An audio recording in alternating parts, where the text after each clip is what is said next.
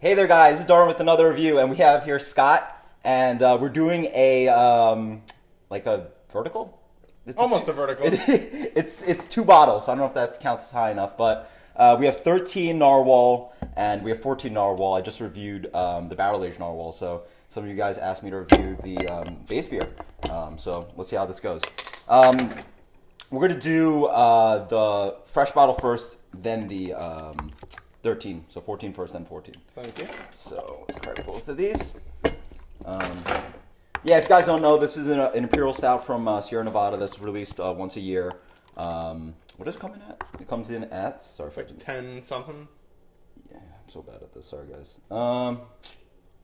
Where does it say? Oh, 10.2. 10.2. So 10.2%. Right in that mid-range for Imperial Stout. All right, yeah, it's about what you'd expect. So, cheers. Let's dig into the first one. It's slightly cold, but I get again that aggressive roastiness. It smells roasty. bitter. It's not that sweeter kind of milk chocolate kind of stout. I don't get coffee maybe some coffee. I don't get any chocolate. I guess it's density. It's like heavy roast, almost like towards bitterness of licorice with some tobacco. Even towards that. Oh, I get a big punch of also sweet dark fruit. You get that? Yeah. Cheers. Bang.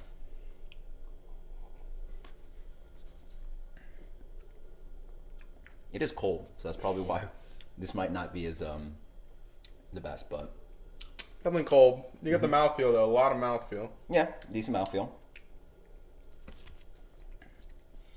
In the front, I'm rushed with actually more sweetness on the palate than the nose. Oh, like a malty kind of. Yeah, I get a little bit of yeah, maybe a hint of caramel. Yeah. Not like milk chocolate, a little bit of caramel kind of flavor. But then it has a strong roasted bitterness throughout. I'm getting a lot of Definitely a bitter. I mean, there's some hops in there. Yeah, on that back palate, I'm getting that bitterness of like bark or Yeah. hops. I wonder how many IBUs this is. They don't say on the bottle. You know what? Don't hate it.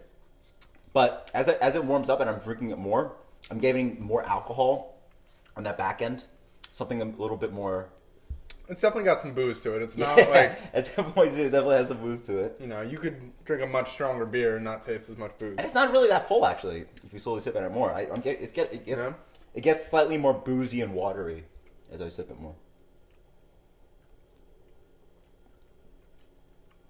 Yeah, that flavor is just like, is that booze or hops? I don't know. It's just like, I think there's a little bit of both. It's just like, oh, Because Sierra Nevada likes to hop the hell out of everything. But and, yeah, I remember the first time when we did the blind taste test with this beer. I remember calling it like vodka cherries. That's not a bad. It has this like sharp alcohol in the back then that like reminds you of like alcohol and has that dark fruit flavor. I don't know. Anyway, you want to dig into the next one? Yeah, let's try it. Yeah, cheers. Oh, that smells a lot nicer. That's a much smoother aroma, not as big. I don't get as much of the roast. No, it smells sweeter. It smells more like caramel and dark fruit too. Yeah, I get some chocolate on that smell. I almost get a little bit of this kind of fruit bread cake or something, like fruitiness, but also this kind of breadiness and caramel sweetness. Yeah, it smells a lot more bready to me. All right, cheers. That is different. The roast just is gone. That like sharpness that I was talking on the back. Maybe it's not hops. Maybe it's hops, but it tastes like alcohol to me. Yeah. That sounds silly, but it does. But it's just not as. If you gave me these two beers side by side, I wouldn't tell you they're the same thing. No, I wouldn't guess they were the same beer. What I immediately noticed is the flavor profile is a lot more it's smooth. It has a nice kind of smooth kind of flavor throughout.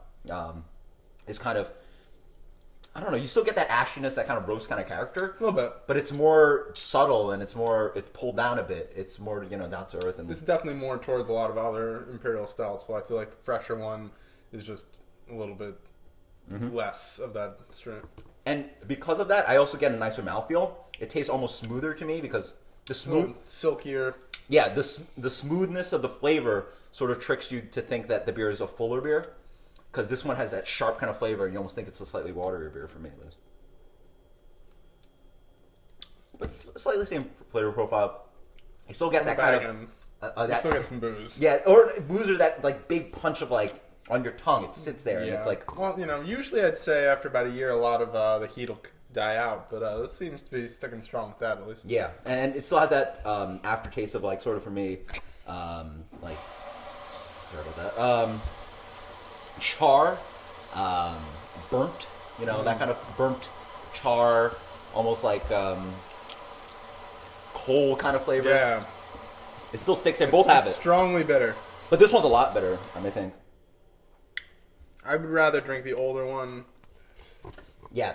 Going back to this, I get that same note. It tastes like alcoholic chocolate cherry cola. It's smacking me in the face. But I get that cherry very note. aggressive. There's nothing subtle about this beer. Yeah. This one is definitely more subtle. It almost has a creamy, milky kind of flavor. Yeah. A smoother kind of flavor. So yeah, there it goes, guys. Not a huge fan of the 14 for me. What do you think about the beer, 14? Yeah, as far as if you're going to buy an Imperial Stout, even a shelf one, don't buy this one. I wouldn't say it's that bad. It's not bad. But just like... there are better things to be had. Yeah, your distribution probably gives you something better like Founders or 1050 or something like that. But I guess it's cheaper than the other options. Yes, that's around the same price as Founders, actually. Right, not too far. Actually, yeah. But I will say, if you do have bottles, definitely age it. Maybe even 2 years would be good. Yeah, if you let it sit around, it seems to get a bit better. Reasonably better, I would say. But even the 13 is still not, like, I wouldn't go out of my way to chase after a 13. I'd still rather be drinking Founders Imperial. Yeah. It still has to have, again, what is that flavor? It's like got bitterness, ashiness, alcohol. It just has something on that back end that it's sort of... It's a little abrasive. Yes, a little abrasive. So that's where you go. So yeah, until next time, guys, cheers. Hope you guys enjoyed this vertical. If you guys have any ideas for any battle beers or any verticals I can do, let me know. And shout out to any people that have seen me in public. Alex, there you go. We saw you at Taurus. So until next time, guys, cheers later.